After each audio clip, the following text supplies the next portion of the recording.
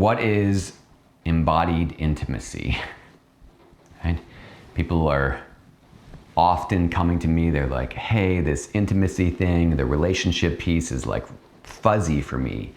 And I often talk about what it means to be in embodied intimacy. And the idea here is much more than an idea, it's a practice. But most of us were taught to relate in thought, through our thoughts. We talk, we process, we come to agreements in our relationships, we repair things, and that's a really beautiful way to set a foundation of trust. And yet, one of the biggest pain points and the complaints that I get from people, men and women, is I'm not really feeling them feeling me. Like we're in these dialogues, or we're talking about the future, or we're, even in the midst of an argument, and they're not feeling each other. And so embodied intimacy is the realm of relating in intimate relationships through the body more than through the mind. So one way to think about this is like a concept, love. So love could be thought of, right? We might read something about love or listen to a podcast, but it's a felt experience. What's harder for most people is to transmit love through their bodies to another person, especially if there's conflict or if it's a long-term relationship where there might be some residue in there.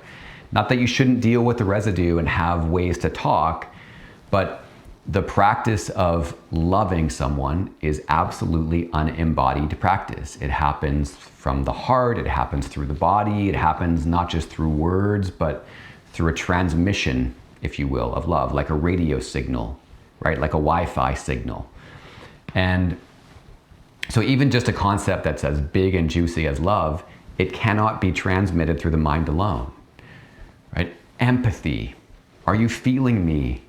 Right? Empathy can be thought empathy, and people dissect it as there's feeling empathy, but there's also just like, are you feeling the contours of my heart while we're speaking? Like, can you feel what's happening inside of me while we're talking? And these things might feel like they're out of reach or they're really ethereal. It's mostly because they just haven't been practiced very much. So most people that come to me, and of course, I was just like this, I didn't have a basis for practicing this. I had mostly practiced it through the mind, read the books, listened to the podcasts, had the conversation, learned the structure. But the practice of finding empathy in the body, feeling another, that is a practice. And it requires things like breath, things like movement, it requires training your awareness. All those things can be trained and learned, and that is the realm of embodied intimacy. And for those that step into it, they know it is much easier said than done, because of course there's some theoretical underpinnings and there's some models and things we can talk about, but it really just has to be practiced through the body to make it real. So the realm of embodied intimacy is beautiful. It's the place where really deep union happens, where deep connection happens, deep intimacy, lifelong partnership, all the things that people are really seeking.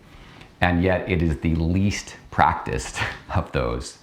So if you're wanting to get more into this realm of embodied intimacy, it has to become a practice of yours.